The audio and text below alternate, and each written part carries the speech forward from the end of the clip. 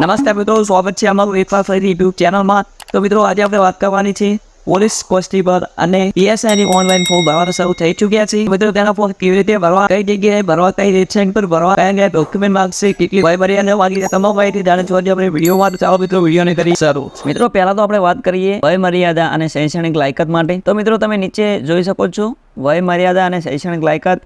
તો મિત્રો બિન હથિયારી પોલીસ સબ ઇન્સ્પેક્ટર માટે લઘુમત 21 વર્ષથી 35 વર્ષ અને મિત્રો તેનું શૈક્ષણિક લાયકાત ગ્રેજ્યુએશન રહેશે। ત્યાર પછી મિત્રો લોકરક્ષક કેન્ડલ માટે જગ્યાનું નામ છે બિન હથિયારી પોલીસ કોન્સ્ટેબલ, હથિયારી પોલીસ કોન્સ્ટેબલ, જેલ સિપાઈ, હથિયારી પોલીસ કોન્સ્ટેબલ। મિત્રો તેની વયમર્યાદાની વાત કરીએ તો મિત્રો 18 થી 33 વર્ષની રહેશે। શૈક્ષણિક લાયકાતની વાત કરીએ તો મિત્રો ધોરણ 12 પાસ રહેશે। ત્યાર પછી મિત્રો તેની ચલણની ફીની વાત કરીએ તો જનરલ માટે કેટેગરી ઉમેદવારો નીચે જણાવ્યા મુજબ ફી ઉપરાંત લાગુ પડતા બેંકોની સર્વિસ ચાર્જ ભરવાનો રહેશે। તો મિત્રો ખાલી જનરલ માટે ફી ભરવાની રહેશે। તો મિત્રો નીચે જોઈએ તો અરજીનો પ્રકાર એટલે મિત્રો પીએસઆઈ કેન્ડર માટે એની રકમ છે 100 રૂપિયા, લોકરક્ષક કેન્ડર માટે એની રકમ છે 100 રૂપિયા અને બર્થ પીએસઆઈ અને પ્લસ એલઆઈડી તેની કિંમત છે 200 રૂપિયા। હવે મિત્રો આગળ આપણે ફોર્મ ભરવા માટે પ્રોસેસ કરીશું। તો મિત્રો પહેલા તો તમારે ક્રોમ બ્રાઉઝર ઓપન કરવાનું રહેશે। મિત્રો ક્રોમ બ્રાઉઝર ઓપન કરશો એટલે મિત્રો તમારે આ સર્ચ બારમાં સર્ચ કરવાનું રહેશે ojas.gujarat। ત્યાર પછી મિત્રો તમારે એન્ટર કરી દેવાનું રહેશે। ત્યાર પછી મિત્રો તમે આ રીતની તેની ઓફિશિયલ વેબસાઇટ ઓજસ પર આવી જશો। ત્યાર પછી મિત્રો આઇકન લખેલું છે ઓનલાઈન એપ્લાય, ત્યાર પછી મિત્રો નીચે લખેલું છે એપ્લાય, તેના પર ટિક કરી દેવું। ત્યાર પછી મિત્રો આઇકન તમે જોઈ શકો છો લખેલું છે જીપીઆરબી ગુજરાત પોલીસ લાઇટેશન બોર્ડ, તો તેના પર ટિક કરવાનું રહેશે। ગુજરાત પોલીસ દળ વર્ગ 3 ની પીએસસી કેન્ડલ તથા લોકરક્ષક કેન્ડલ। તો મિત્રો તેની છેલ્લી તારીખ છે 30/4/2024 રાતે મિત્રો તમે 12 વાગ્યા સુધી ફોર્મ ભરી શકો છો। મિત્રો જનરલ માટે 100 રૂપિયા ફી છે અને મિત્રો કોઈ તકલીફ હોય તો મિત્રો તમે આ નંબર પર કોન્ટેક્ટ કરી શકો છો। મિત્રો તમારે કોઈ પણ વધારે ડિટેલ માંગતી હોય તો તમે વખત ટિક કરી અને ડિટેલ લઈ શકો છો। ત્યાર પછી મિત્રો હોય કે એપ્લાય કરી દેવું જશે। ત્યાર પછી મિત્રો આઇકન લખેલું છે એપ્લાય ન્યૂ, તેના પર ટિક કરવાનું રહેશે અથવા મિત્રો તમારે આઇકન ક્લિક કરી દેવું। ક્લિક કરી દેશો એટલે મિત્રો તમે તેના ઓનલાઈન ફોર્મમાં પહોંચી જશો। ત્યાં પછી મિત્રો આઇકન લખેલું છે એસઆઈ કેન્ડર, લોકરક્ષક કેન્ડર, ત્રણ જે ઓપ્શન છે મિત્રો તમે જેમાં ફોર્મ ભરવા માંગો છો તેના પર મિત્રો તમારે ટિક કરવાનું રહેશે। તો મિત્રો હું લોકરક્ષકમાં ફોર્મ ભરવા માંગુ છું, મિત્રો હું લોકરક્ષક પર ટિક કરી દઈશ। ત્યાર પછી મિત્રો આઇકન તમારે ટાક લખવાની રહેશે, ફર્સ્ટ નેમ લખવાનું રહેશે, ફાધર નેમ લખવાનું રહેશે અને મિત્રો આઇકન તમારે મધર નેમ લખવાનું રહેશે। ત્યાર પછી મિત્રો આઇકન તમારે જેન્ડર સિલેક્ટ કરી દેવાનું રહેશે। ત્યાર પછી મિત્રો આઇકન તમારી જન્મ તારીખ નાખવાની રહેશે।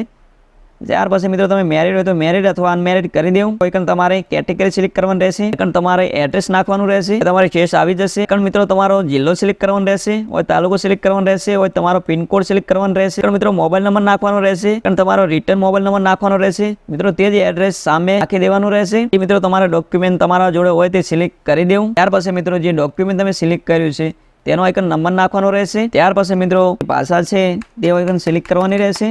ત્યાર પછી મિત્રો શૈક્ષણિક લાયકાતની વિગતો આવી જશે। તો મિત્રો તમે જોઈ શકો છો 12માની વિગત બતાવી છે। આઇકન મિત્રો તમારે પાસિંગ ટકા નાખવાના રહેશે, और મિત્રો કયા ક્લાસ છે તમે મિત્રો ફર્સ્ટ પાસ કે જે મિત્રો તમે તે સિલેક્ટ કરી દેવાનું રહેશે। આઇકન મિત્રો તમારું બોર્ડ હોય એ સિલેક્ટ કરવાનું રહેશે। ત્યાર પછી મિત્રો આઇકન તમારી સ્ટેટ આવી જશે। ત્યાર પછી મિત્રો આઇકન તમારું પાસિંગ વર્ષ નાખવાનું રહેશે। ત્યાર પછી મિત્રો આઇકન તમારે જે ટાઇલ હોય તે સિલેક્ટ કરવાનું રહેશે। ત્યાર પછી મિત્રો આઇકન તમારો સીટ નંબર નાખી દેવો। તો તમારા જોડે ગ્રેજ્યુએશનની માર્કશીટ હોય અથવા બીએ જે કરેલું હોય મિત્રો તે પણ તમે વધારેની વિગત આઇકન નાખી શકો છો। ત્યાર પછી મિત્રો નીચે જોઈએ તો એજ્યુકેશન ડિટેલમાં મિત્રો એલએલબી અથવા એમકોમ અથવા એમએ બીજું કોઈ ગ્રેજ્યુએશન હોય તો તમારે પણ તમે આઇકન નાખી શકો છો। ત્યાર પછી મિત્રો મારા જોડે એનસીસી સર્ટિફિકેટ હોય તો મિત્રો તમે આઇકન યસ કરી મિત્રો તે સર્ટિફિકેટ નામ નાખી શકો છો અને પ્રમાણપત્ર આપનાર અધિકારી જે હોય તેનું નામ લખવાનું રહેશે, ના હોય તો મિત્રો નોંધ રહેવા દેવાનું રહેશે। ત્યાર પછી મિત્રો તમે જોઈ શકો ડિપ્લોમા અથવા બેચલર ડિગ્રી અથવા કોઈ બીજી પોસ્ટ યુનિવર્સિટીમાં હોય તો મિત્રો તમારે યસ કરી અને આઇકન તમારે પાસિંગ યર અને ક્લાસ જે હોય તે સિલેક્ટ કરી દેવાનું રહેશે અથવા ન રહેવાનું રહેશે। ત્યાર પછી મિત્રો અપલોડ એસએસસી માર્કશીટનો મિત્રો તમારે આઇકન ફોટો અપલોડ કરવાનો રહેશે। ત્યાર પછી મિત્રો યસ કરી અને સેવ કરી દે મિત્રો સેવ કરશો એટલે મિત્રો તમારો અરજી નંબર આઇકન એપ્લિકેશન નંબર આવી જશે। ત્યાર પછી મિત્રો તે એપ્લિકેશન તમારે કોપી કરી દેવાનો રહેશે। પર આવી મિત્રો કોઈ જો તમે જે ઓનલાઈનમાં ફોર્મ ભર્યું છે તેમાં કોઈ હાલ ભૂલ હોય તો મિત્રો તમે એડિટ પર જઈ અને એપ્લિકેશન નાખી અને તમારી જન્મ તારીખ નાખી એ ધરી શકો છો। ત્યાર પછી મિત્રો અપલોડ ફોટો સિગ્નેચર પર આવી જવાનું રહેશે। ત્યાર પછી મિત્રો આઇકન તમારે એપ્લિકેશન નંબર નાખવાનો રહેશે, જન્મ તારીખ નાખવાની રહેશે, કરી દેવાનું રહેશે। ત્યાર પછી મિત્રો તમે નીચે જોઈ શકો છો આઇકન મિત્રો તમારો ફોટોગ્રાફ અપલોડ કરવાનો રહેશે, આઇકન મિત્રો તમારે સિગ્નેચર એડ કરવાની રહેશે। ત્યાર પછી મિત્રો તમે ફોટો અને સિગ્નેચર એડ થઈ જશે. ત્યાર પછી મિત્રો તમારે કન્ફર્મ પર આવી જવાનું રહેશે. મિત્રો કન્ફર્મ પર આવો એટલે મિત્રો તમારે આઈકન તમારો એપ્લિકેશન નંબર નાખવાનો રહેશે. આઈકન મિત્રો તમારે જે ડેટ તમારી હોય તે નાખવાની રહેશે.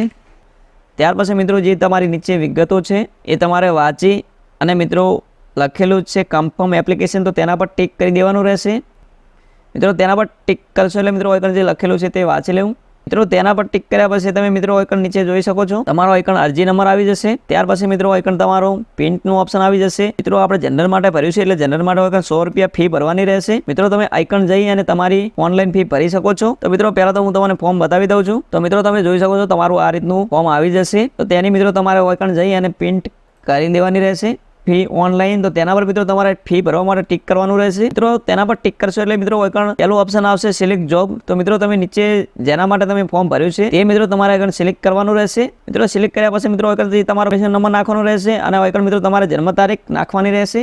ત્યાર પછી મિત્રો આઈકન લખેલું છે ઓનલાઈન પેમેન્ટ ઓફ ફી, તો તેના પર ટિક કરવાનું રહેશે. મિત્રો તેના પર ટિક કરશો એટલે મિત્રો આઈકન નીચે સબમિટનું ઓપ્શન આવશે. તેના મિત્રો સબમિટ પર ટિક કરશો એટલે મિત્રો આઈકન તમારે 3 ઓપ્શન આવી જશે. મિત્રો ડેબિટ કાર્ડ, ક્રેડિટ કાર્ડ આનાથી તમે પેમેન્ટ કરી શકો છો. ત્યાર પછી મિત્રો આઈકન નેટ બેન્કિંગ છે. ત્યાર પછી મિત્રો આઈકન છે યુપીઆઈ. તો મિત્રો આપણે યુપીઆઈ થી પેમેન્ટ કરીશું.